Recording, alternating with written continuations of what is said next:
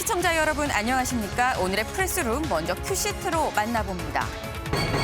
문재인 대통령 국가장으로 치러지는 노태우 전 대통령의 장례에 참석하지 않기로 했습니다. 그 이유 알아봅니다. 어제 있었던 국민의힘 경선 토론회 후보들이 입에 칼을 물었다라는 평가가 나오고 있습니다. 어떤 말들이 오갔는지 알아보겠습니다. 안철수 국민의당 대표 출마 선언도 안 했는데 5% 남짓한 지지를 받고 있는 것으로 확인됐습니다. 이 존재감을 드러내는 안 대표, 여기에 출렁이는 대선판 살펴보겠습니다. 이외에도 셀프 세차장에서 샤워를 한 남성의 사연, 그리고 전자발찌를 끊고 달아난 전과 35범의 얼굴도 공개합니다.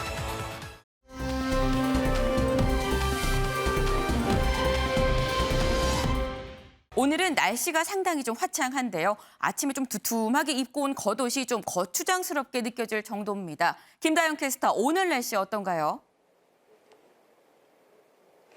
네, 오늘은 미세먼지로 공기가 탁했던 어제와 달리 쾌청한 하늘이 펼쳐졌습니다. 오늘 전국의 미세먼지 농도는 보통에서 좋음 수준을 보이고 있고요. 따스한 가을볕도 내리쬐면서 서울의 한낮 기온은 20도까지 오르며 포근하겠습니다.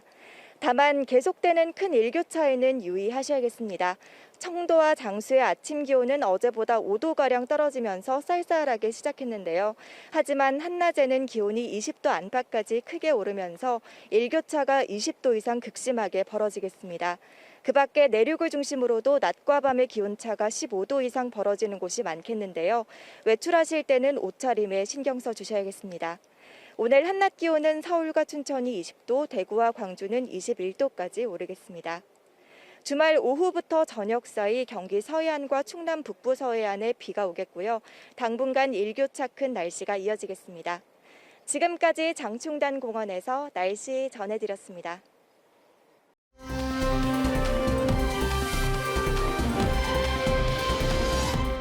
이 사라진 전자발찌범. 이 사실 키워드만 보면 굉장히 좀 큰일 같습니다. 전자발찌범이 사라졌다라는 얘기인 것 같은데 김현 기자, 저번에도 사라지지 않았나요? 또 사라졌어요? 네, 그렇습니다. 그제 전남 순천에서 60대 남성 김모 씨가 전자발찌를 훼손하고 달아나는 일이 발생했는데요. 네. 이 남성 아직도 붙잡히지 않은 상태입니다. 그제 새벽 전남 순천에서 공업용 절단기로 전자발찌를 훼손하고 도주를 했고요. 마지막으로 발견된 곳은 경남 진주의 한 반성역 인근입니다. 전자발찌를 끊고 도주할 동안 경찰 병력 100여 명이 동원이 돼서 수색을 했는데 수색망을 뚫고 경남 진주까지 도망을 친 상태고요. 네. 이 김모 씨는 전자발찌 착용 중에도 외출 제한 명령 등을 계속 어겼다고 합니다.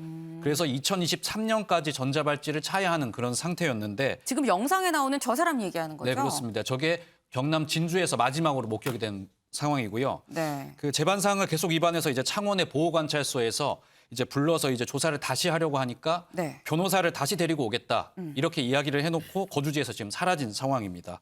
그렇군요. 이 전자발찌를 했다라고 하는 거 보니까 뭐 이렇게 가벼운 죄를 저지른 것 같지는 않습니다. 이 사람 전과가 있나요? 네, 그렇습니다. 이 김모 씨 미성년자를 성폭행하는 등 수차례 성범죄를 저질렀던 것으로 확인이 됐습니다. 네. 특히 지난 2016년에 여러 차례 미성년자를 성폭행해서 이미 이제 징역 7년을 선고받고 지난 2014년에 출소를 했는데요. 네. 이외에 범죄 혐의도 굉장히 많아서 총 전과 35범에 재범 고위험자로 분류가 되어 있는 상황입니다. 네. 그래서 이제 법무부의 특별 관리를 받아오는 상태에서 이번에 도주를 한 상황입니다. 아니 지금 미성년자 성범죄면 이건 사실 죄질도 상당히 안 좋습니다. 이거 빨리 잡아야 되는데 26일 사라져서 26, 27, 28 지금 이 3일째 지금 잠적해 있는 그런 상태인데 이 빨리 잡아야 될 것 같은데 경찰 공개 수배에 나섰죠. 네, 그렇습니다. 이번에 공개 수배된 김 씨의 모습입니다. 키 165cm의 몸무게 64kg, 키가 작고 말은 이제 왜소한 체형이고요. 흰 머리에 이제 안경은 쓰지 않고 있는 모습입니다. 마지막으로 발견된 경남 진주에서의 모습을 보면 검정 정장에 구두를 신었고 안에는 분홍색 셔츠를 입고 손에는 손가방을 들고 있는 모습을 보이고 있습니다. 경찰은 김 씨와 이제 차와 이제 휴대전화를 발견한 상황이고요. 기동대와 헬기를 투입을 해서 동선을 파악하고 있는데 현재 아직까지는 잡지 못한 모습입니다. 법무부는 지금 시민들의 적극적인 제보를 당부를 하고 있거든요. 대중교통을 이용해서 현재 지금 다른 지역으로 이동을 했을 가능성도 제기가 있기 때문에 네. 시청자 여러분들께서는 목격을 하신다면 가까운 경찰서나 112로 신고를 해주시면 될 것 같습니다. 네, 지금 김현 기자가 얘기한 그 마지막 인상착의를 보게 되니까 뭐 멀쩡하게 정장을 입고 이 안에 분홍색 셔츠까지 입고 이 가방도 손가방도 든 그런 모습입니다. 옆에서 누가 좀 도와주는 거 아닌가, 조력자가 있는 건 아닌가라는 이런 의심도 드는 상황인 건데 이 사람 비슷한 사람 보게 되시면 꼭 이 제보를 해주시기 바라고요. 윤경호 위원님, 지금 보니까 전자발찌가 생각보다 잘 끊어지나 봐요. 이 한 2달 전에도 이렇게 전자발찌 끊고 여성 2명 살해했었던 강윤성 사건도 있지 않았습니까? 재발이 계속됩니다. 그렇습니다. 강윤성 사건 때는 사실 전자발찌 착용 그 해제 그것만에 그친 게 아니라 2명의 여성에 대한 살인 사건 이것 네. 때문에 온 사회를 더 들썩이게 만들었지 않습니까? 그때 나왔던 게 우리 전자발찌 시스템이 굉장히 강고하다. 쉽게 끊을 수도 없고 그다음에 네. 전자발찌를 착용한 이 당사자에 대한 감시 체계가 나름대로 잘 잡혀 있다. 뭐 이런 거였는데 네. 나중에 보니 뭐 굉장히 허술한 점이 많았어요. 그때 이제 부딪혔던 문제가 그러면 감시, 관리, 감독하는 인력을 더 늘려야 되는 것이냐. 항상 우리 사회에 이제 이런 문제에 부닥치는데요.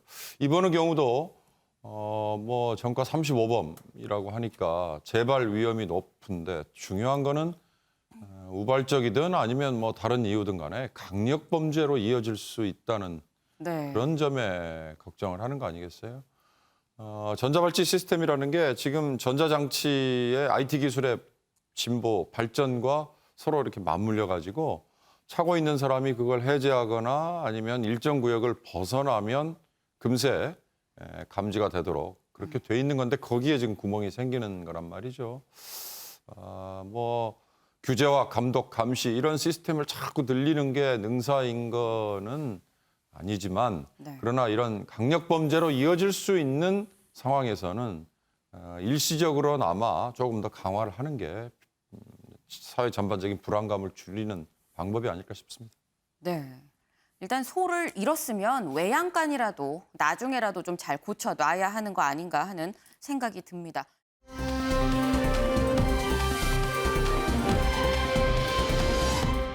차 닦는 김에 샤워. 이 차 닦는 김에 샤워를 하면 뭐 일석이조다 생각이 들긴 하는데 이게 욕실에서 세차를 할 수 있는 것도 아니고요. 유호정 기자. 이 무슨 소식이죠? 네, 바로 세차장에서 있었던 일입니다. 한 온라인 커뮤니티에 자동차 세차장 업주가 올린 글이 화제인데요. 세차장 CCTV와 함께 세차장 안에서 샤워를 어떻게 해야 할까요? 라는 제목의 이 글이었습니다. 지금 보시는 것처럼 한 남성이 이 세차가 되고 있는 저 자동차 보닛 위에 상의를 탈의한 채 누워 있고요. 이 비눗물이 떨어지자 저렇게 얼굴을 가리는 모습, 그리고 이어서 굉장히 센 물줄기가 떨어지잖아요. 네. 세차장이니까. 아프지 않나요?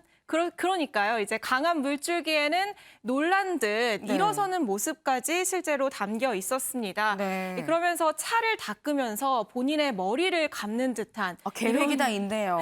이런 모습까지 지금 담겨 있었는데요. 게시자는 신고는 죄송한데 어떻게 하면 좋겠냐라고 네. 하면서 이 세차장의 물의 수압은 일반 수돗물의 20배 정도에 달하는데 이 본인이 아프진 않을까 걱정을 하기도 했고요. 게다가 네. 차세제가 몸에 좋지 않다라는 우려 섞인 목소리도 함께 이 글에 담았습니다. 네. 아니 근데 사실 이 사연을 보게 되면 아니 뭐 본인이 뭐 본인 몸 안 좋지만 뭐 수압 센 거 맞아가면서 저 세차하는 세제로 뭐 하겠다면 할 수 있는 거긴 한데 이게 법적으로는 문제가 없나라는 생각이 들거든요.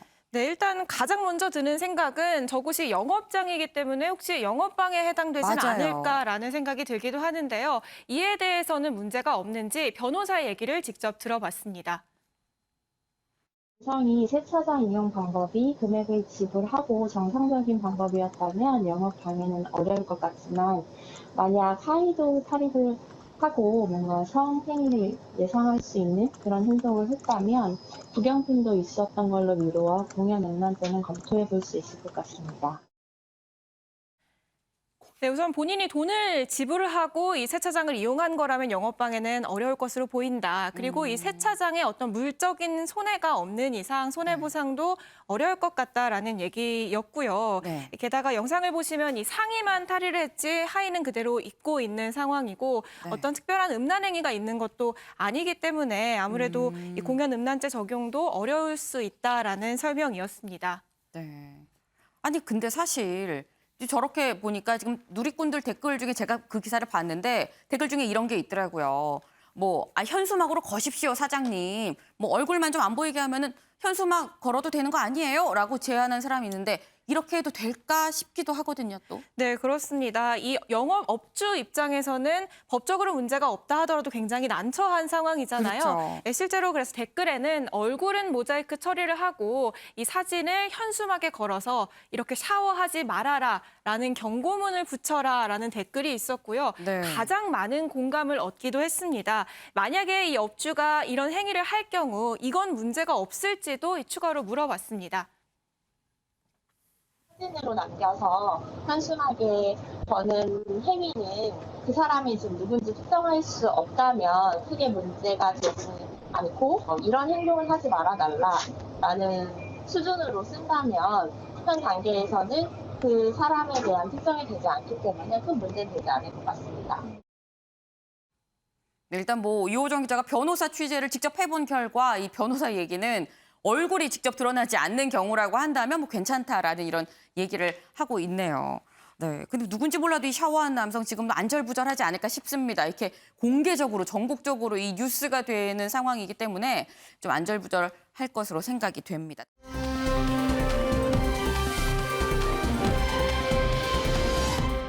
강도 쫓다 차문에 점점점인데 차문에 맞은 걸까요? 뭐 낀 걸까요? 부딪힌 걸까요? 뭘까요? 이수아 기자. 그림만 본다면은 좀 어떤 상황인지 짐작하기가 어려우시죠? 네. 저희가 영상을 좀 준비했는데요. 미 텍사스주 휴스턴에서 지난달 일어난 사건입니다. 보시면 잘 보이시는지 모르겠는데 반려견과 걷고 있는 여성에게 느닷없이 한 남성이 달려듭니다. 오, 네. 그리고 뭔가를 낚아채서 오는데 저게 영상에서는 잘 안 보이지만 지갑입니다. 그래서 이 여성이 결국 이 강도애를 따라가죠. 이 붉은 차에 탄 남성을 따라가는데 네. 보시면은 이 조수석에 지금 여성이 껴 있는 모습입니다. 끼인 거군요. 네, 그래서 끼어서 저렇게 몇 미터를 강아지와 함께 이렇게 질질 끌려가는 모습인 거죠. 아이고. 그래서 경찰에 따르면은 이 영상에서는 더 이상 보이지 않지만 그 뒤에 이 강도가 여성을 결국 차에서 밀어냈고 네. 이 몇 미터를 끌려가다가 여성이 떨어지면서 팔이 부러졌다고 합니다. 큰 부상이지만 아찔한 상황을 생각한다면은 팔만 부러져서 다행이다. 솔직히 이런 생각도 드는 건 사실이고요. 네. 아직까지 범인은 잡히지 않았을 뿐만 아니라 아예 신원도 파악되지 않았다고 해요. 그래서 휴스턴 경찰이 현재 우리 돈으로 580만 원 정도의 현상금을 걸어둔 상태라고 합니다. 네. 지금 이수아 기자 얘기처럼 굉장히 아찔한 상황입니다. 뭐 팔이 부러진 것도 굉장히 큰 중상이라고 볼 수 있습니다만 정말 목숨을 잃을 수도 있었던 그런 상황이 아닌가 생각이 되는데 어쨌거나 이 경찰이 현상금까지 내걸었다고 하니까 꼭 이 범인 잡아서 죗값을 좀 치를 수 있었으면 하는 생각이 듭니다.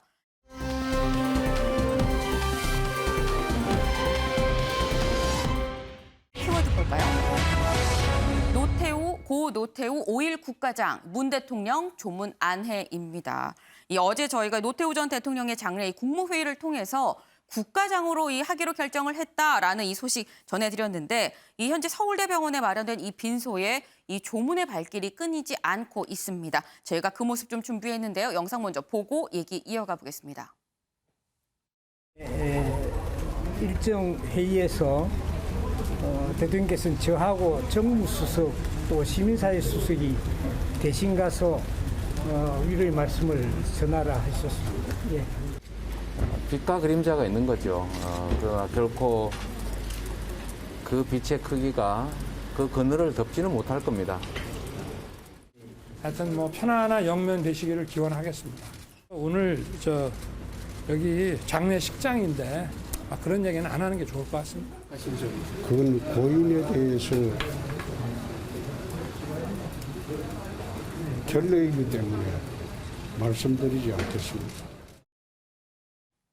네, 지금 보면 뭐 청와대 유영민 비서실장부터 뭐 여야 대선 주자들까지 해서 지금 상당히 많은 여야할 것 없이 많은 사람들이 이 조문을 찾아간 모습인데 이수아 기자. 네. 근데 문 대통령은 조문을 안 가기로 했다고 하는데 그 이유가 궁금합니다. 네, 저희가 어제 이 소식 전해드리면서 뭐 노무현, 김대중, 김현산 전 대통령 때는 현직 대통령들이 빈소나 연결식 꼭 찾았다라고 전해드렸는데요. 결국 문 대통령은 노 전 대통령 빈소 조문은 하지 않았습니다. 이 내란죄로 예우가 박탈된 전직 대통령이라는 점, 그리고 문 대통령의 오늘 유럽 순방까지 여러 사정을 고려한 선택으로 보이는데요. 앞서 보신 것처럼 이 유영민 비서실장이 뒤에 영상에서 있었던 뭐 이철희 정무수석, 방정균 시민사회 수석과 함께 빈소를 대신 찾았습니다. 여기서 유 실장은 고인의 명복을 빌면서 이 문재인 대통령이 나중에라도 조문을 올 건가 뭐 이런 기자 질문이 나왔는데 여기는 물리적으로 좀 어려울 것 같다 이런 답변을 내놨습니다. 왜 그러냐면요. 이 문 대통령 유럽 순방이 11월 4일 헝가리 국빈 방문으로 끝나는데 이게 그렇다면 7박 9일 일정입니다. 그렇다 보니까 이미 귀국을 해도 장례가 끝나 있는 상태일 테니 물리적으로 어렵다 이런 워딩이 나온 것으로 보이고요. 그래서 문 대통령은 조문 대신 빈소에 조화를 보내고 또 청와대 대변인을 통해서 메시지를 내놨는데요. 이 역사적 과오와 함께 성과도 있었다. 그리고 그 성과로는 88 올림픽의 성공적 개최, 북방 정책 추진, 그리고 남북 기본 합의서 채택 등을 꼽으면서 고인의 명복을 빌었습니다. 네, 지금 이수아 기자가 얘기한 것 중에서 아무래도 고인이 내란죄로 이 대통령 예우가 박탈이 됐다는 점도 좀 고려가 됐다라고 이렇게 얘기를 했는데 이렇게 내란죄로 대통령 예우가 박탈된 사람 한 사람 더 있잖아요, 이수아 기자. 이 전두환 씨는 그럼 나중에 향후 어쨌거나 노태우 전 대통령처럼 똑같이 이 국가장으로 치러질 수 있는 걸까라는 생각이 들기도 합니다. 네, 군사 쿠데타라는 연결고리 때문인지 이런 생각을 하신 분들이 많았어요. 그래서 노 전 대통령이 국가장이면은 전두환 씨도 만약에 돌아가신다면 똑같이 이런 식으로 장례를 치를 것인가 이런 비판 여론이 생긴 거죠. 네. 여기에 대해서 청와대 이철희 정무수석이 직접 해명을 했습니다. 이 전두환 씨의 국가장이나 국립묘지 안장은 일고의 가치도 없다. 딱 잘라 말했고요. 네. 특히 이 수석은 노 전 대통령은 본인의 유언이나 아들을 통해서 계속 5.18에 대해 사과하는 모습을 보였기 때문에 이 전 씨와는 완전히 다른 케이스다라고 강조를 했습니다. 다만 그래도 국가장은 부적절했다는 비판은 나오는 것은 어쩔 수 없기 때문에 이 부분에 대해서는 충분히 국민 정서를 이행한다. 다만 국가장으로 한다고 해서 이분에 대한 역사적, 국민적 평가가 끝났다는 것은 아니라면서 이 화합의 메시지를 전하다는 문 대통령의 의중이 깔려 있었다라고 전했습니다. 네, 이철희 정무수석, 이 노태우 전 대통령과 전두환 씨는 완전히 다른 케이스다라고 이렇게 얘기를 했는데 소종섭 위원님, 네. 지금 보니까 국가장은 허용은 하지만 또 문 대통령이 직접 조문은 안 하는 어떻게 보면 좀 절충안인 것 같아요. 좀 상당히 합리적인 절충안이다라고 볼 수 있을까요? 현 단계에서 청와대가 취할 수 있는 고육지책 아닌가 고육지책이다. 그렇게 생각합니다. 일단 이 노태우 전 대통령은 12.12 쿠데타와 5.18 유혈 진압의 그 핵심 인물이기 때문에 그런 부분들을 의식하지 않을 수가 없고 그럼에도 어쨌든 본인이 또 용서를 구한다 이런 유언도 남겼고 아들인 노재현 변호사가 광주에 내려가서 여러 차례 또 사죄를 한 이런 부분들을 나름대로 감안을 한 그리고 이제 노태우 전 대통령이 12.12 5.18이라는 씻을 수 없는 그런 과오가 있지만 그럼에도 그 한중 수교라든지 한소 수교로 대표되는 북방 외교 또 남북 기본 합의서 채택이라든지 남북한 유엔 동시 가입 뭐 이러한 이제 외교적인 성과 그리고 인천국제공항 그 착공이나 뭐 내부 순환도로 착공 그리고 이 주택 200만 원 건설 이런 여러 가지 우리나라의 인프라를 이 공간 설계를 또 한 그런 인물들이거든요. 그러니까 그런 측면에서 청와대가 여러 가지를 좀 종합적으로 고려해서 예우는 국가장의 예우를 하되 대통령이 조문을 하는 것은 여러 가지 이제 비판적인 여론들을 좀 의식을 해서 그 부분은 하지 않는 걸로 그렇게 좀 일종의 절충적인 형태를 취한 것으로 보이고 뭐 현 상황에서 봤을 때 그것은 청와대가 할 수 있는 어느 정도 좀 고육지책적인 뭐 최선의 방법을 찾은 것 아닌가 그렇게 좀 평가를 합니다. 네, 좀 고육지책이다라고 말씀을 해주셨습니다. 이 사실 문 대통령은 대통령이란 자리 자체가 굉장히 큰 상징성이 있기 때문에 뭐 좀 고심 끝에 주문을 하지 않았습니다만 앞서서 저희가 영상으로도 보신 것처럼 상당히 많은 정치인들이 이 조문을 왔습니다. 그런데 김현 기자, 이 조문 온 것까진 좋았는데 조문 와서 괜히 말실수해서 또 눈총 받은 사람 있잖아요. 네, 그렇습니다. 어제 많은 정치인들이 이제 여야 모두 전직 대통령에 대한 예우는 지켰지만 고인에 대한 평가는 역시나 좀 온도차를 보였습니다. 네. 더불어민주당 이재명 후보 고인에 대해서 빛과 그림자가 있는 것은 사실이지만 그 빛이 그림자를 덮을 수는 없을 것이다. 이렇게 얘기를 하면서 과를 조금 강조하는 발언을 보였고요. 네. 그리고 조문은 했지만 방명록에 이름을 적지 않았습니다. 이에 대해서 이제 기자들의 질문이 쏟아졌는데 이재명 후보는 아무런 답 없이 빈소를 떠났습니다. 반면 야권 후보들은 노 전 대통령의 공적을 조금 강조하는 모습이었는데요. 윤석열 후보는 조문을 마친 뒤 고인의 이제 과에 대한 질문이 들어오니까 장례식장인데 그런 얘기를 하는 것은 안 하는 게 좋을 것 같다. 이렇게 이야기를 했고요. 홍준표 후보 역시 과에 대해서는 결례이기 때문에 말하지 않겠다 하면서 북방 정책과 범죄와의 전쟁을 선포해서 조직폭력배 소탕한 것을 제일 높이 평가를 했습니다. 그리고 아까 앵커께서 말씀하신 것처럼 이날 빈소에서 좀 해프닝이 하나가 있었는데요. 네. 황교안 전 대표가 이제 노태우 전 대통령의 이름을 조금 잘못 이야기하는 해프닝이 있었습니다. 현장 영상 함께 보시겠습니다.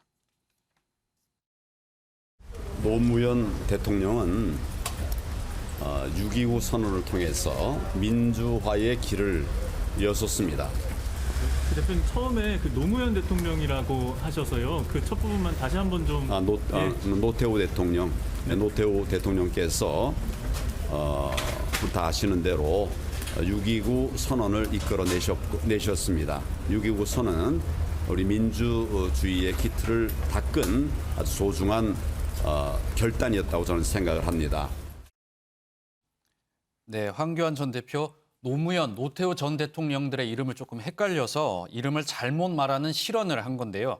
현장에서 이제 기자가 즉석에서 지적을 했고요. 지적을 받자 이제 주어를 좀 잘못 이야기했다면서 내용을 즉석에서 정정하는 모습을 보였습니다. 네. 근데 사실 반면에 김현 기자, 그 어떤 조문객보다도 눈에 띄는 그 자체가 그 존재만으로도 굉장히 의미 있었던 조문객이 또 있었잖아요. 네, 그렇습니다. 5.18 광주와 민주화운동 당시 시민군 상황실장을 맡았던 박남선 씨가 노태우 전 대통령의 빈소를 찾아 조문을 했습니다. 이 박남선 씨는 이제 광주와 민주화 운동 이후 가혹한 고문을 당하고 사형수로도 복역을 하다 3년여 만에 풀려났었는데요. 박 씨는 이제 노태우 전 대통령이 생전에 아들 노재원 변호사를 통해서 여러 차례 사죄를 구하면서 구했기 때문에 빈소를 찾았다 이렇게 이야기를 했습니다. 그리고 전두환 씨를 향해서는 또 뼈있는 말을 남겼는데 지금이라도 늦지 않았으니 유족과 피해자들에게 용서를 구하라는 말을 전했습니다. 박남선 씨의 목소리 직접 들어보겠습니다. 만약 전두환 씨가 돌아가셨으면 저는 오지 않았는데 지금까지 광주 5.18 학살 만행에 대해서 노태우 전 대통령께서는 수차례 아드님을 통해서 책임을 통감하고 용서를 구하는 말들을 해왔기 때문에 더 이상 어떤 책임이나 이런 것들을 물을 수 없는 시점이 되지 않았는가. 또한 전두환 씨는 이제라도 늦지 않았으니 광주 학살에 대한 사죄 표명을 하고 돌아가신 유족들이나 그 피해자들에게 용서를 구했으면 하는 마음 간절합니다. 네, 이 박남선 씨의 조문이 어제 사실 가장 큰 관심을 끌었습니다. 사실 근데 이 만남이 사전에 약속이 되어 있었던 것이라고 합니다. 예전부터 노재원 씨와 약속이 되어 있었는데 노재원 씨가 예전에 광주를 찾아서 박남선 씨를 만나 사과를 했을 때 박남선 씨가 만약 노태우 대통령이 돌아가시면 꼭 찾아뵙겠다 이렇게 약속을 했고요. 어제 방문을 하면서 그 약속을 지켰다 이렇게 유족들은 배경을 전했습니다. 네. 지금 영상을 보니까 만약에 전두환 씨가 돌아가셨으면 난 안 왔을 거다라고 얘기하는 부분이 쏙 귀에 들립니다. 근데 이런 부분이 결국 노태우 전 대통령이 전두환 씨가 이 같은 과오에도 어떻게 이 대처를 했느냐가 명확하게 드러나는 것 같은데 유호정 기자, 이 서울광장에 분향소도 설치가 됐잖아요. 네, 그렇습니다. 정부의 국가장 결정에 따라서 이 서울시는 서울광장에 고 노태우 전 대통령의 분향소를 설치했습니다. 오늘부터 3일간 오전 9시부터 밤 10시까지 운영이 되고요. 발열 체크와 손소독 후에 입장이 가능하고 마스크를 쓰지 않은 분향객은 입장이 제한됩니다. 오세훈 서울시장도 오늘 이 분향소를 찾아서 조문을 하는 모습이었습니다. 네, 지금 마스크도 꼭 해야 되고 손소독도 해야 된다고 이 얘기는 했습니다만 사실 어쨌거나 이 코로나 시국에, 이 코시국에 이 분향소 설치가 괜찮은 건가 하는 생각도 듭니다. 왜냐하면 이 박원순 전 서울시장 때도 이 코로나 시국에 무슨 분향소냐라고 분명 얘기가 있었거든요. 네, 맞습니다. 현재 서울시는 이 코로나19 확산 방지를 위해서 서울시 전역의 집회를 금지하고 있습니다. 그런데 이 분향소에도 시민들의 발길이 많이 모이기 때문에 집회에 준해서 관리해야 하는 거 아니냐라는 우려가 나올 수 있는데요. 네. 하지만 이거에 대해서 이미 시와 경찰의 판단이 나온 상황입니다. 말씀하신 것처럼 지난해 7월 박원순 전 시장의 시민 분향소 설치 당시에 일부 시민단체는 이 서울시 권한대행 등 일부 이 시민 분향소를 설치한 사람들에 대해서 감염병 예방법 위반 혐의로 고발을 했는데요. 네. 수사기관의 최종 판단은 무혐의였습니다. 그러니까 집회를 금지하는 근거인 서울시 고시의 이 제례는 해당되지 않는다라는 이유였는데요. 이번에도 서울시는 분향소 설치는 관혼상제에 해당하고 이 때문에 집회에 해당하지 않고 집회법 위반이 아니다. 감염법 예방법 위반이 아니다. 방역 위반이 아니라는 입장을 다시 한번 밝혔습니다. 그렇군요.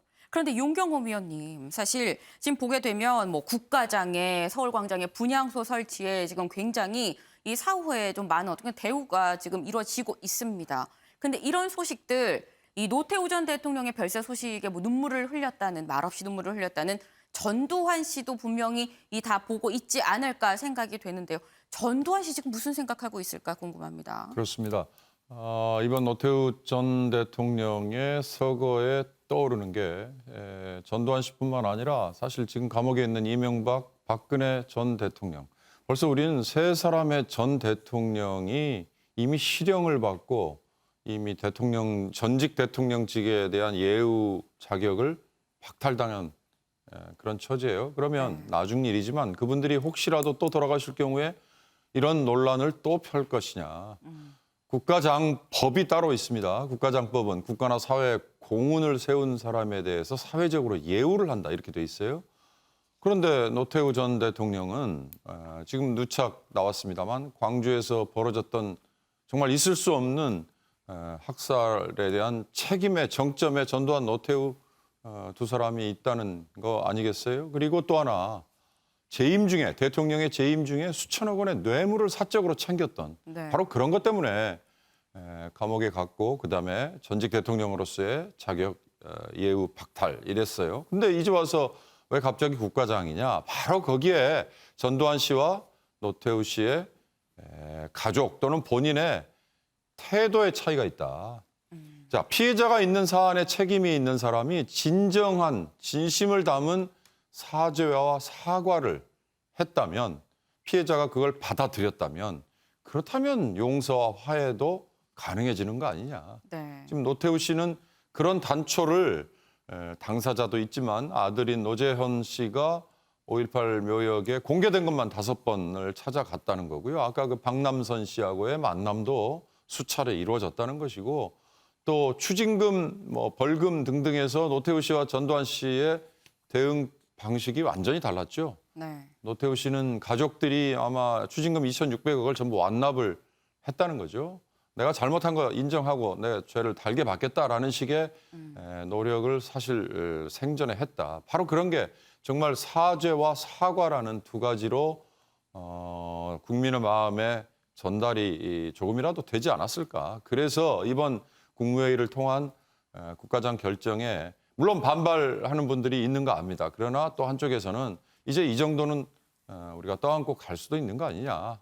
이런 얘기가 나오는 건데 결국 전두환 씨든 그리고 나중에 이명박 박근혜 전 대통령도 비슷한 상황이라면 진심을 담은 사과와 사죄 그게 바로 키워드가 되지 않을까 싶습니다. 네. 이 전두환 씨 지금 이 노태우 전 대통령의 뭐 사후 평가 그리고 이 논의 과정을 보면서 이 분명히 느끼는 바가 또 생각하는 바가 있을 거라고 생각이 됩니다.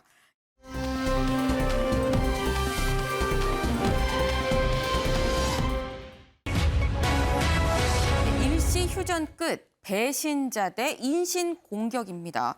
이 보면 어제 강원도에서 이 국민의힘 이 대선 예비 후보들의 합동 토론회가 있었었는데 제가 이 앞서서 이 설명드리기를 후보들이 입에 칼을 물었다라고까지 얘기를 했습니다. 대체 어땠길래 그랬는지 그 모습 영상으로 먼저 만나보시죠.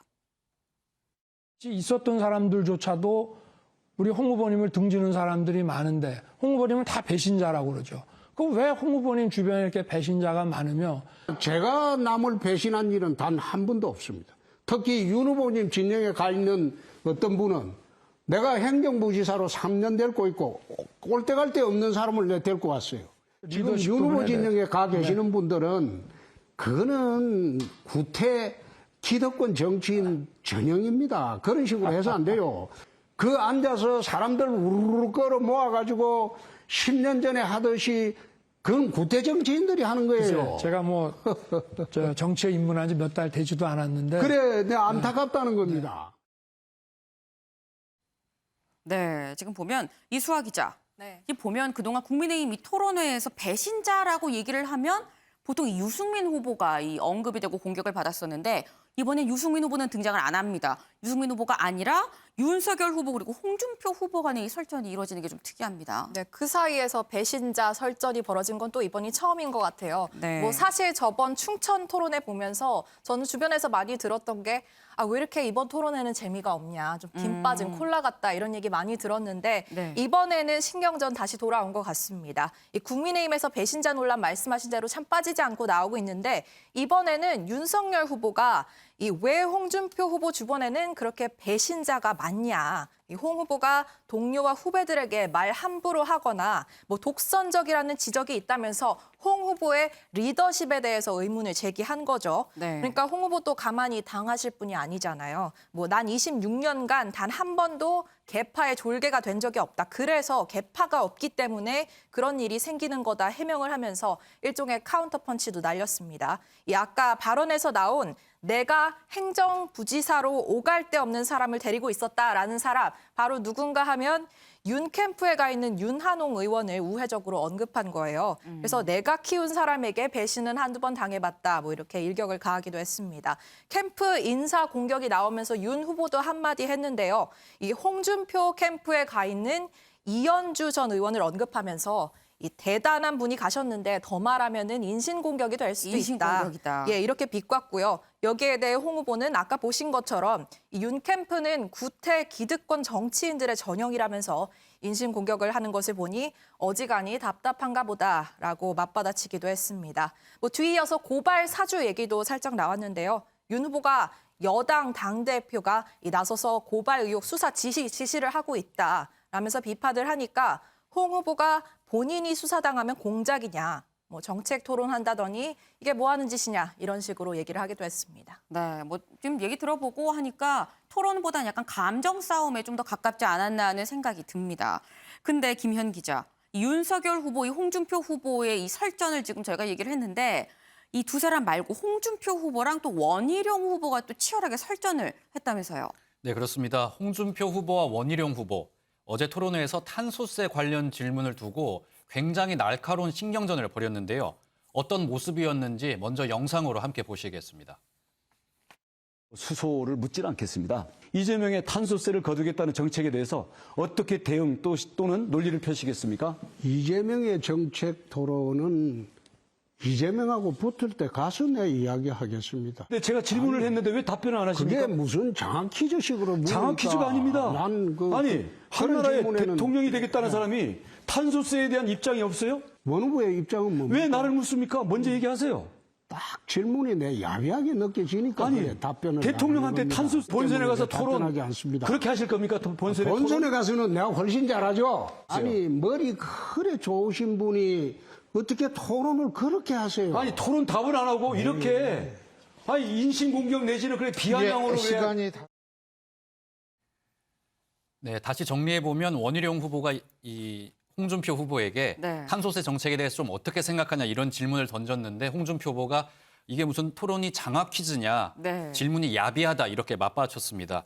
홍 후보는 이제 토론이 끝나고도 분이 좀 덜 풀렸는지 SNS를 통해서 너 모르지 하듯이 묻는 태도가 역겨웠다. 앞으로도 계속 무시하고 답변하지 않을 생각이라고 말하면서 격분한 반응을 보이기도 했습니다. 네, 뭐 어제 이 윤석열 후보가 이 홍준표 후보 저격수로 활동을 했었던 하태경 의원을 이 선대위원장으로 영입을 했다라는 소식 전해드렸는데 이 하태경 의원이 사라진 이 4인 토론회에서 원희룡 후보가 이번에 이 저격수 역할을 하는 게 아닌가 하는 생각이 드는 모습입니다. 저희가 지금 계속 국민의힘 경선에 대해서 얘기를 하고 있는데 이 경선, 이 최종 경선 후보 확정은 이 앞으로 8일 앞으로 이 8일밖에 남지 않은 상황입니다. 이 토론회에서 SNS 온라인에서 정말 치열하게 경쟁을 하고 있는데 이 와중에 국민의힘 후보 중에 과연 어떤 후보가 가장 이 대선 경쟁력이 있습니까? 라는 질문을 던진 이런 여론조사가 나왔는데요. 예, 지금 바로 제 옆에 보이는 이 조사입니다. 이 표를 같이 좀 보면서 얘기를 해보면 이 홍준표 후보가 38.2% 그리고 윤석열 후보가 33.1%, 그 뒤를 유승민 그리고 이 원희룡 후보가 이렇게 잇고 있습니다. 보면 오차 범위가 2.2%포인트입니다. 때문에 이 홍준표 후보가 윤석열 후보를 이 오차 범위 밖으로 의미 있게 앞서고 있다라고 볼 수 있는데 이 여론조사는 일반 국민들을 상대로 한 여론조사입니다. 그런데 이 앞으로 있을 최종 경선은 일반 여론조사, 그러니까 민심 50%에 당심 50%, 이 당원 여론조사 50입니다. 근데 지금 보면은 민심은 일단 홍준표 후보가 앞서는 것 같은데 당심은 이 보시는 것처럼 윤석열 후보가 앞서는 거 아니냐라는 이런 얘기가 나옵니다. 뭐 당원 자체만 갖고 따로 모아서 여론조사를 한 적은 없습니다만 이게 보시게 되면은 국민의힘 지지자들이 이 상당히 차이가 있는 게 보이죠. 또 이 보게 되면 이 캠프 안에 윤석열 후보 캠프에는 현역 의원들이 30여 명이 지금 있는 상황입니다. 그러니까 결국 당심은 윤석열 아니냐라는 이런 얘기가 나오는데 소정섭 위원님. 네. 사실 그동안 이 경선 뭐 다른 역대 선거 많이 봤잖아요. 근데 보통 여론조사 뭐 당심, 민심 이렇게 나눠서 섞어서 이 혼합을 하게 되는데 당심이 앞서는 게 유리한가요? 민심이 앞서는 게 유리한가요? 최근 트렌드는 어쨌든 당심이 민심을 따라가고 있는 이런 흐름이죠. 당심이 민심을 따라간다. 그렇습니다. 완전히 이제 분리돼서 네. 과거 같은 어떤 조직 선거를 할 때는 당심 부분에서 이제 우위를 점하는 부분이 상당히 유리한 측면이 있었는데 지난 4.7 재보궐선거 과정이라든지 최근의 흐름들은 어쨌든 당심도 민심을 많이 따라가고 있다. 이런 흐름을 보이고 있습니다. 현재 홍준표, 윤석열, 홍준표 두 후보는 제가 보기에는 거의 혼전, 네. 막상막하 상황이다. 그러니까 민심 여론조사를 상대로 한 부분에서는 홍 후보가 약간 앞서는 듯한 흐름이지만 이 윤석열 후보도 크게 뒤지지 않거든요. 비슷비슷합니다. 네. 거기서는 계속해서 서로 이제 엎치락뒤치락 하고 있는 그런 상황이고 그런데 당심은 윤석열 후보가 홍 후보보다 앞서 있는 것 아닌가 현 단계에서 봤을 때 그렇기 때문에 홍 후보의 이 막판 추격세가 과연 뒷심을 확 받아서 계속해서 추격의 흐름을 이어갈 수 있으면은 여러 가지 변화 가능성이 있는 것이고 뒷심 발휘가 안 되면 이건 또 현재의 흐름이 좀 유지될 가능성이 좀 큰 것 아닌가. 지금 뭐 이제 11월 5일 날 선출을 하니까 시간은 며칠 있지만 사실상 투표를 시작하는 걸 생각하면은 이제 11월 1일부터 시작을 하기 때문에 네. 불과 3, 4일밖에 안 남았습니다. 그러네요. 네, 그래서 이 사이에 또 여러 가지 변화가 있을 수가 있고 윤석열 후보가 지금 또 11월 초에 이제 광주를 방문하겠다고 얘기를 한 상황이기 때문에 그런 부분들이 또 어떤 영향을 미칠 것인가 이런 부분들 여러 가지 저는 아직도 변수가 좀 남아 있다라고 보기 때문에 현 단계에서는 어느 한 후보가 좀 뭐 유리하다라든지 이렇게 앞서가고 있다 이렇게 딱 얘기하기는 쉽지 않은 혼전 상황이 지금 계속되고 있다. 뭐 이렇게 좀 평가하는 게 맞을 것 같고요. 홍준표 후보의 관건은 당심을 얼마나 공략할 수 있느냐 하는 부분이고 윤석열 후보는 그동안에 제기됐던 뭐 왕자 논란, 전두환 옹호 논란, 뭐 이 개사과 논란 등을 좀 상쇄할 수 있는 네. 앞으로 3, 4일 기간 동안에 어떤 그런 움직임을 보여줄 수 있는가 이런 부분들에 따라서 좀 달라지지 않을까 그렇게 예상합니다.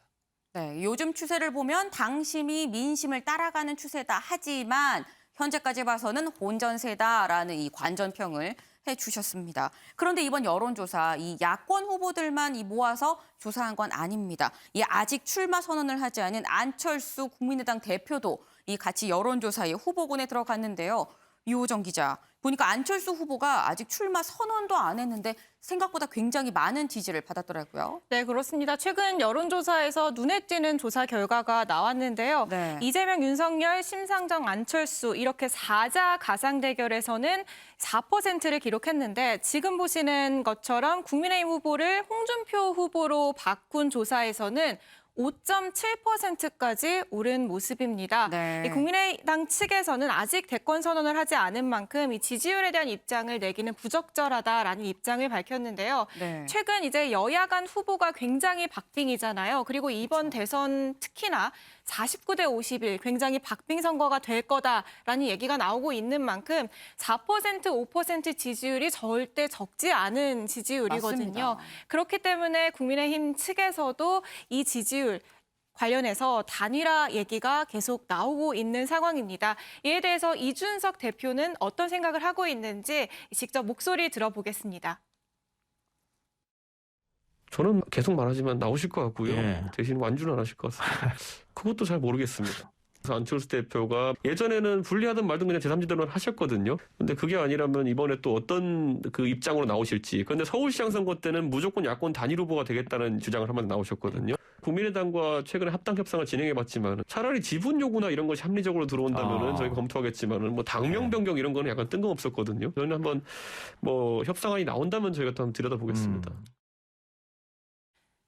네, 아직 공식 출마 선언은 하지 않았지만 지금 정치권에서는 출마는 이제 기정사실화된 분위기고요. 네. 이와 관련해서 완주를 할지, 완주를 하지 않는다면 단일화를 할지 그 여부가 이 핵심 관건이라는 분석이 나오고 있습니다. 이준석 대표가 방금 인터뷰에서도 얘기를 한 게 이 대선이 압승을 예상하지 않고 49대 51 정도의 선거가 될 것이다라고 예측을 하기 때문에 네. 이 제3지대의 단일화 여부가 굉장히 중요한 관건이 될 것이다라고 분석을 하고 있는 상황이고요. 계속 얘기를 하고 있지만 완주를 하진 않을 것 같다. 이런 입장을 밝히고 있습니다. 네, 완주를 하지 않을 것 같다. 결국 이준석 대표는 완주 안 하고 뭐 결국은 국민의힘이랑 같이 합쳐지는 거 아니냐라는 식으로 지금 계속 그런 취지의 얘기를 하고 있는 것 같은데 사실 안철수 대표가 이미 앞선 서울시장 선거 때 이 국민의힘이랑 합당 논의를 했지만 끝내 이 결렬이 됐었던 바 있습니다. 근데 그냥 결렬이 된 게 아니라 그 과정에서 이준석 대표랑 또 상당한 이 감정의 골이 깊어졌었는데요. 그때 모습 같이 영상으로 먼저 만나보시죠. 상견례를 시작으로 해서 조속하게 이런 실무 협의가 이루어질 수 있기를 바랍니다. 국민들께서 이 합당 과정을 또 불안한 눈빛으로 지켜보지 않게 또 그리고 또 전쟁 같은 합당이 되지 않도록 이 양당의 통합이 지지자의 저변을 넓히는 플러스 통합이 되어야 한다. 제가 안철수 대표를 당선 이후 처음 예방한 자리에서 전쟁과도 같은 합당이 될까 우려했습니다. 국민의당의 빠른 합당 결의를 부탁드립니다. 네, 지금 보면 뭐 서로 오가는 말이 이 기분이 이미 나빠요. 윤경호 위원님. 이 보면 안철수 대표가 출마를 하게 되면 일단 출마를 하면 뭐 완주를 할지 뭐 드랍을 할지 뭐 나중에 단일화를 하게 될지 어쨌거나 이건 국민의힘이 좀 조마조마해지는 상황이 아닌가 싶은데 이럴 경우에 그러면은 안철수 대표가 갑이 되는 상황 아닌가 싶기도 하거든요. 그렇지만 지지율에서 절대적으로 밀리니까 흡수되는 형국일 거예요. 말은 단일화라고 돼 있지만. 근데 전 참 재밌어요. 나중에 단일화가 된다고 한다면. 그렇죠. 단일화라는 이름으로 돼 있지만 거대한 그러니까 보수 진영 그다음에 지금의 여당 그리고 지금의 야당 이 두 축의 성향이 비슷한 쪽들이 그냥 군소 후보를 흡수하는 형식 그게 되지 않을까라는 예상인데 네. 재미있는 건 안철수 국민의당 대표는 지난번 서울시장 나올 때 나는 대선 출마 안 하겠습니다라고 얘기를 했으니까 이번에 대선 출마하려면 명분을 찾아야 되잖아요. 네. 그 명분은 아직 지금 별로 찾지 못했어요. 그런데도 불구하고 방금 여론조사에서는 사자 가상 대결이라고 했는데 의외로 5점 몇 많이 프로, 나왔어요. 6%에 가까운 숫자가 나왔으니 그러나 유권자들이나 일반인들이 생각하면 안철수는 그동안에는 뭔가 혁신, 참신한 이런 이미지였다가 이제는 보수 쪽으로 이미 기울어버린 정치인이라고 간주를 하는 것 같아요.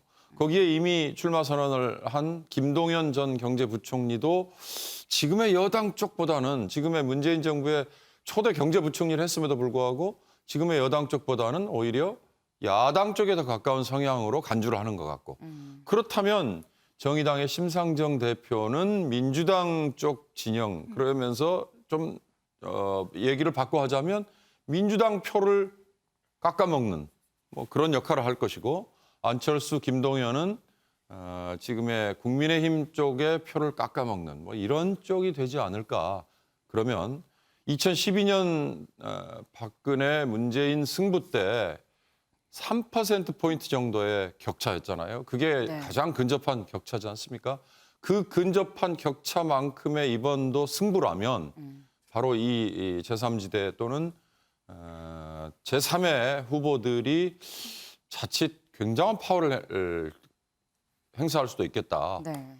그러면 앵커가 얘기하신 것 같이 이들이 오히려 갑의 위치에 설 수도 있겠다라는 그런 상상을 할 수 있을 것 같습니다. 네, 지금 윤경호 위원께서는 제3지대가 만만히 볼 게 아니다. 여기가 굉장히 큰 역할을 할 수 있다라고 이렇게 말씀을 해주셨습니다. 저희가 지금까지 계속 뭐 대선 얘기를 했습니다만 사실 대선에 가려져 있다 뿐이지 이번엔 이 같이 열리는 재보궐, 국회의원 재보궐 선거도 생각보다 굉장히 좀 판이 큽니다. 뭐 서울 종로, 서초, 가배, 청주 상당 등등해서 굉장히 재보선 판도 큰데 유호정 기자. 근데 여기서 사실 서울 종로 같은 경우는 뭐 정치 1번지라고 해갖고 좀 사실 상징성도 굉장히 크거든요. 여기에 뭐 이준석 대표가 나가니 많이 얘기가 있었지만 항상 아유 저는 상계동 나갑니다라고 얘기를 했었는데 이 입장이 좀 다른 것 같은 뉘앙스를 풍깁니다. 네, 최근에 이준석 대표가 라디오에서 우리 당을 지지해주는 것이기 때문에 내가 나가든 다른 사람이 나가든 똑같다. 라고 얘기를 하면서 이 송영길 대표님에게 고민거리를 좀 더 주기 위해 전략적 모호성을 줘야 되지 않겠냐라는 답변을 했습니다. 네. 이를 두고 어느 정도 출마 가능성을 열어둔 것 아니냐라는 분석이 나온 건데요. 일단 어제 이 대표는 이 발언에 대한 확대 해석을 경계하는 듯한 발언을 했습니다. 그럼에도 불구하고 여권에서는 임종석 전 청와대 비서실장 그리고 야권에서는 이준석 국민의힘 대표가 둘의 이제 빅매치가 성사될 거다라는 거론이 계속 나오고 있는데요. 네. 여야의 목소리 먼저 들어보겠습니다. 저는 상계동 출마를 계속 이야기했고요. 저는 다만 이제 종로 출마에 대해 가지고 제가 완전하게 선언적으로 표현하면은 민주당이 좀 덜 고민한다고 해가지고 어제 농담조로 라디오 방송에서 이야기한 건데 확대 해석되지는 않았으면 좋겠습니다. 저는 상계동에서 제가 선거 출마하는 것이 저에게는 큰 의미가 있는 행동입니다. 지역의 특성상 그 지역에 출마했던 분들은 대부분 대선 후보급의 굉장히 중량급 인사들을 선호하지 않습니까?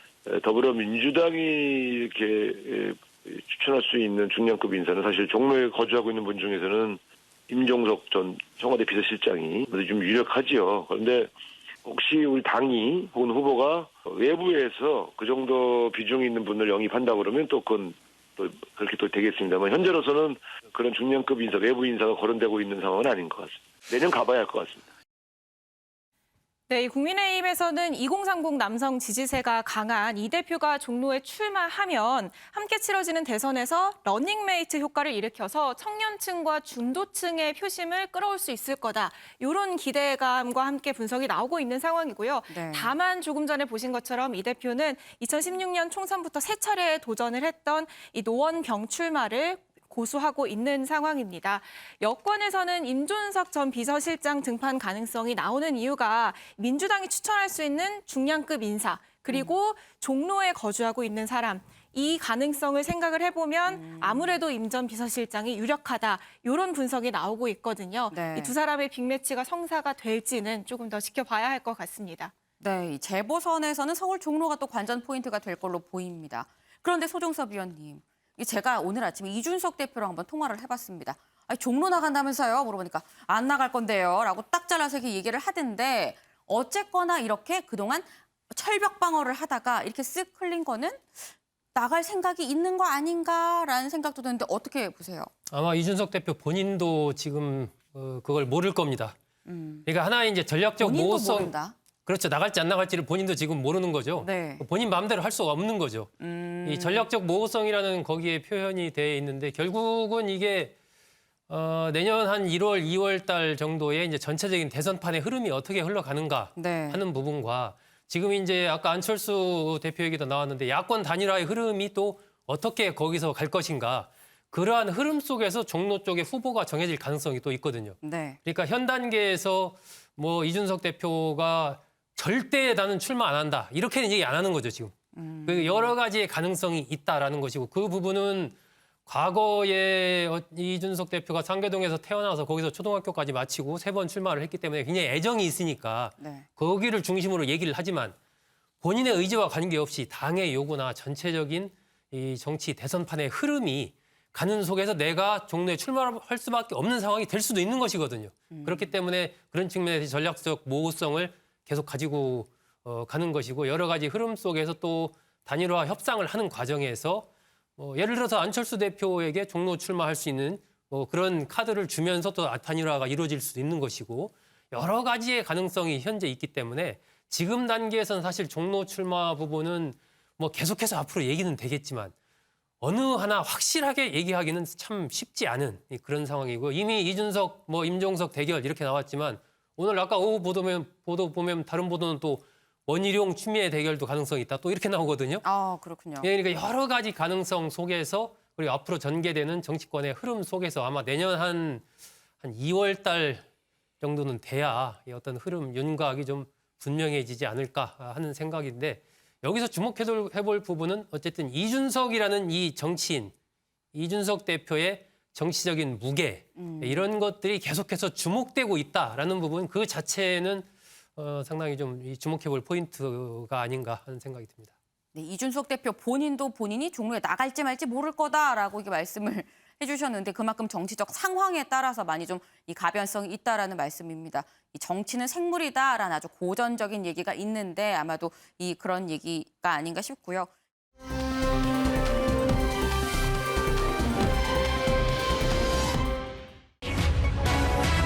음식점도 총량제 당장 시행 아니야 해명입니다. 이 민주당 이재명 후보 지금 지사직도 버리고 이 대선 후보로서 대선에 지금 올인을 하고 있는 상황입니다. 어제부터 본격 민생 행보에 나서면서 이 전통시장을 찾았는데 여기에서 한 말이 김현 기자, 이 논란이 되고 있다면서요. 네, 이번에는 이재명 후보의 음식점 허가 총량제 발언이 논란을 불러일으키고 있습니다. 이 후보 어제 말씀하신 대로 관악구의 한 시장을 찾아서 상인들을 만났는데요. 네. 여기서 이제 음식점들이 너무 좁은 구역에 많이 있다 보니 식당 개업과 폐업이 반복되는 악순환이 지속된다면서 음식점 허가를 이제 총량제로 두어서 좀 관리하는 아이디어가 있다. 이런 발언을 했었습니다. 네. 이재명 후보의 발언 이제 한번 직접 들어보겠습니다. 하도 식당 문 열었다 망하고 이 사람만 하고 나가면 저 사람만 하고 와서 망하고 저 사람만 이게 무슨 개미지옥도 아니고 그래서 음식점이나 대중음식점 허가 총량제를 운영해 볼까 하는 생각을 했어요. 그럼 차라리 그 영업 면허라도 한 200~300만 원 받고 팔 수 있게. 근데 그것도 자율성을 침해하는 거라서 결국 못하고 말았는데. 그런데 이제 이재명 후보가 어제 이 자유를 또 다시 끄집어내면서 윤석열 후보의 과거 발언을 다시 조명하면서 애둘러 비판한 것이 아니냐 이런 해석이 나오고 있습니다. 그렇군요.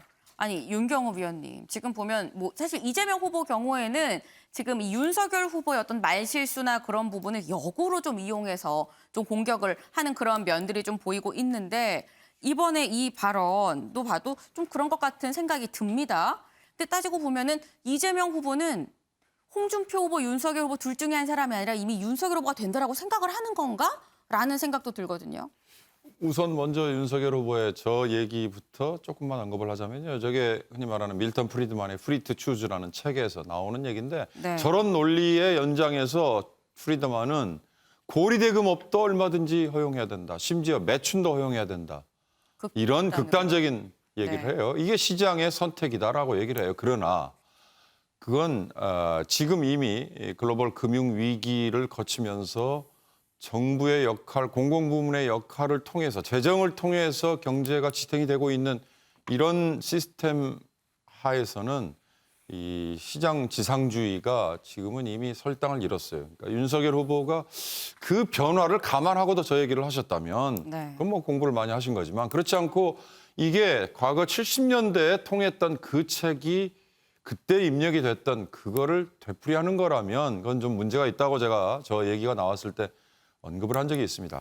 이재명 후보가 얘기한 음식점 총량제는요. 저는 이 뉴스를 보고 제가 한 15, 16년 전에 과거 노무현 정부 때 청와대를 출입할 때 비슷한 정책 추진이 있었고 또 비슷한 공격을 당해서 접어졌던 아픈 얘기가 있습니다. 무슨 말씀이냐면요. 노무현 정부 시절에 당시 나중에 산자부 장관까지 갔던 김영주 무역협회 회장까지 지낸 분이죠. 그분이 정책 수석을 할 때 이런 정책을 추진했습니다.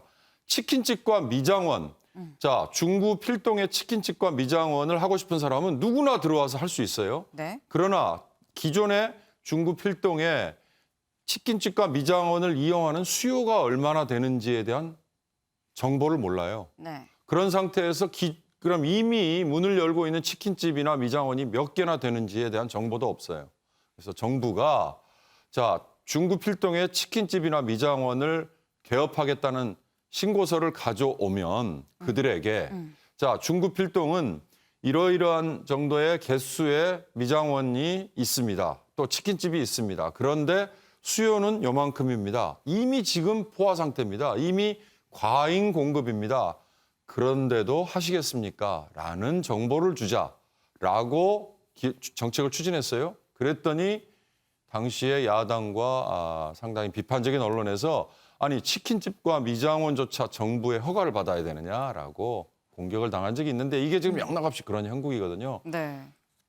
이 원래의 뜻을 사실 찾아보자면 저런 식의 비판보다는 조금 더 합리적인 우리 자영업자들이 이런 식으로 계속 창업했다 망하는 거를 찾을 수 있는 대안을 뭔가 좀 얘기해보면 저 비판도 조금 완화되지 않을까 싶은 생각이 듭니다.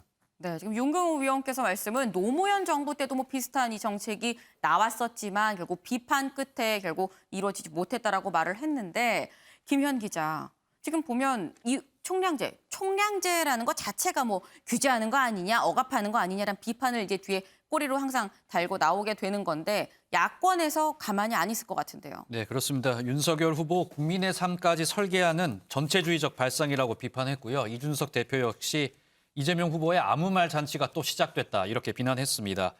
사실 이제 해당 발언이 좀 논란이 커지니까 이 후보 측에서 좀 수위를 조절하려는 모습을 보였거든요. 이재명 후보 측은 커지는 논란에 좀 부담을 느낀 것 때문인지 음식점 허가 총량제 성남시장 재임 시절에 잠시 고민했을 뿐 국가 정책으로 도입해서 공약화하는 건 아니다 이렇게 선을 그었습니다. 또 이 후보가 이런 고민을 하기는 했는데 이런 제도 도입이 불가능하다는 것이 이재명 후보의 생각이라면서 논란을 조금 잠재우려는 모습을 보였습니다. 네, 그렇군요. 아니 지금 보면 지금 뭐 저희가 공약에 대해서 얘기를 하고 있습니다만 오늘 보니까 이재명 후보 또 다른 공약 얘기가 하나 또 보도가 된 게 보입니다. 바로 주 4일제를 이제 하겠다라는 공약을 준비하고 있다고 하는데 이호정 기자, 뭐 공약의 저작권은 없겠습니다만 주 4일제 다른 데서 들어본 것 같거든요. 네, 맞습니다. 이 심상정 대선 후보의 1호 공약이었죠. 아무래도 이 상대적으로 2030의 지지율이 낮은 이재명 후보가 2030 워라밸을 중시하는 2030의 표심을 공략하기 위한 이런 전략으로 풀이가 됩니다. 그런데 말씀하신 것처럼 이 심상정 후보의 1호 공약인 만큼 단일화를 염두에 둔 전략 아니냐 이런 해석이 나오고 있거든요. 하지만 심 후보는 일단 단일화에는 선을 그은 상황입니다. 이 목소리 함께 들어보시죠. 내 마음을 제대로 이해하지 못하는 굉장히 건방지다고 아마 국민들이 보실 거예요. 이번은 낡은 34년 양당 체제와 우리 정의당을 비롯한 제3지대의 한판 승부가 될 겁니다. 네, 들으신 것처럼 양당 체제와 제3지대의 한판 승부가 될 것이다라고 얘기를 하면서 이 단일화 얘기는 선거 전략으로 주로 얘기가 되는데 그건 없다라면서 딱 잘라 선을 긋는 모습이었습니다. 네, 그렇군요.